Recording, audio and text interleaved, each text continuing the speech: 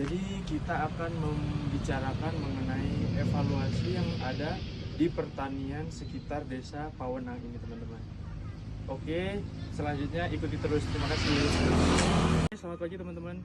Saya perkenalkan, saya Fatah Arozi dengan NIM 045202427 dari jurusan Agribisnis Fakultas Sains dan Teknologi.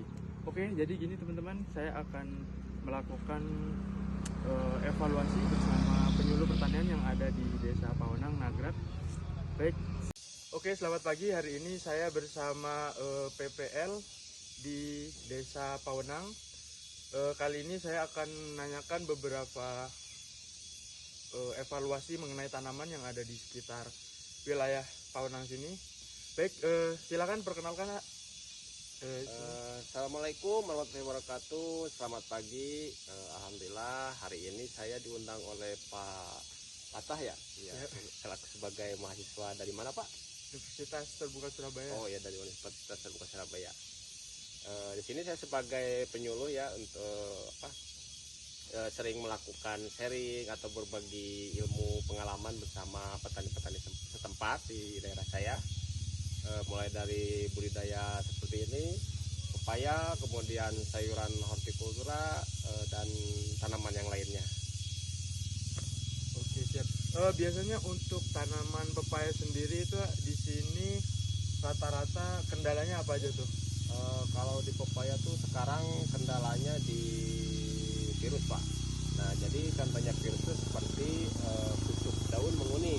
Nah itu virus itu disebabkan oleh vektor yang namanya motifnya itu namanya Bemisia tabaci atau istilahnya petani di sini menyebutnya kutu kebul. Nah, berarti yang harus dikendalikan untuk supaya tanaman tidak terserang virus, kita harus mengendalikan si vektor hama tersebut, pembawa virus.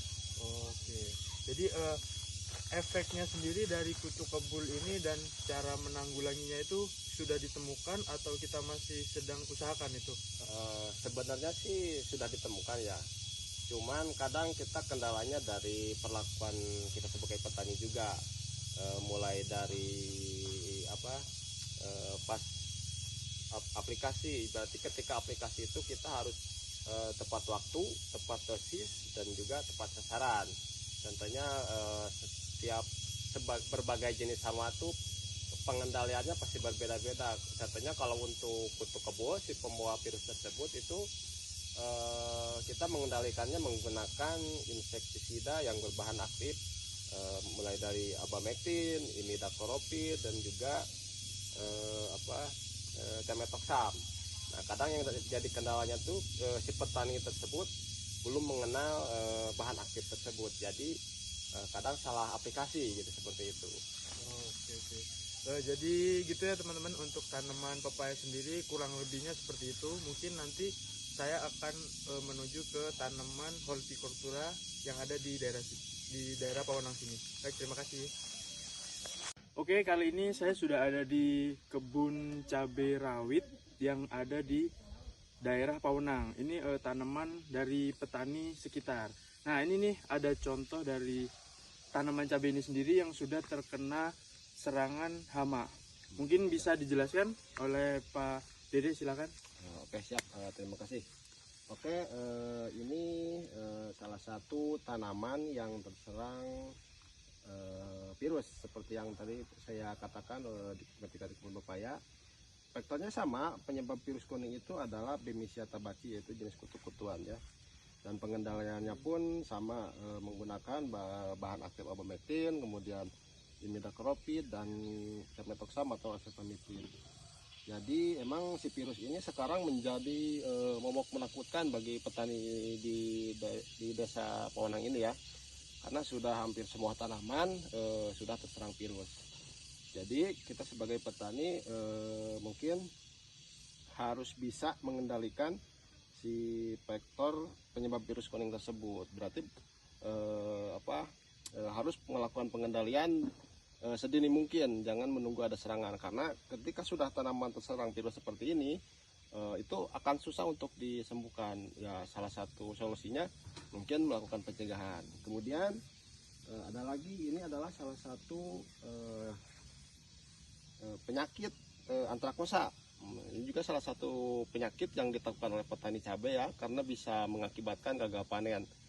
Si antraknosa tersebut ini masih belum ditemukan untuk pengendaliannya Pak, masih Oke. susah gitu ya. Oh, Ya. mungkin nanti kita bisa bantu ya ini teman-teman buat mengendalikan. Mungkin Nah, iya. untuk orang yang awam mungkin lebih sering dengarnya kena patek gitu Ya, ya. patek ya, Patek bahasa- buah gitu ya. seperti Oke. istilah petaninya. Jadi ini mungkin faktornya sekarang kan curah hujan tinggi gitu ya, otomatis ketika lahan apa lembab gitu, tanaman rentan terserang jamur. Mungkin ya bisa dicari solusinya untuk penyakit antraknosa ini. Oke, siap. Mungkin itu ya teman-teman, kita punya PR nih, jadi buat ngebantu petani-petani yang lagi masih belum tahu nih mau dikemanain dan menggunakan apa, mungkin kita bisa bantu mencari solusinya. Nah, untuk selanjutnya mungkin pasca panennya nih ya, mau entah tadi dari pepaya atau cabai atau tanaman yang lain, di sini itu udah menemukan jalan nggak, itu maksudnya pasca panennya kita mau ngapain atau diproduksi seperti apa gitu. Oke. Mungkin kalau untuk pasca panen di sini masih menggunakan sistem tengkulak atau bandar ya. Jadi hasil panen jual ke tengkulak di daerah tempat ini. Mungkin dikatakan kalau susah menjual itu tidak ya.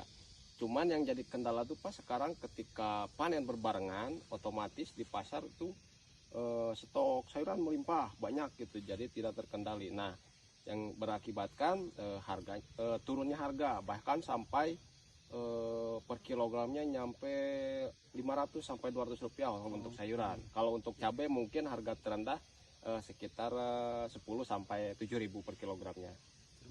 Ya mungkin itu jadi untuk kendalanya di petani. Nah, gimana caranya ketika panen melimpah agar harga tidak anjlok gitu Pak itu.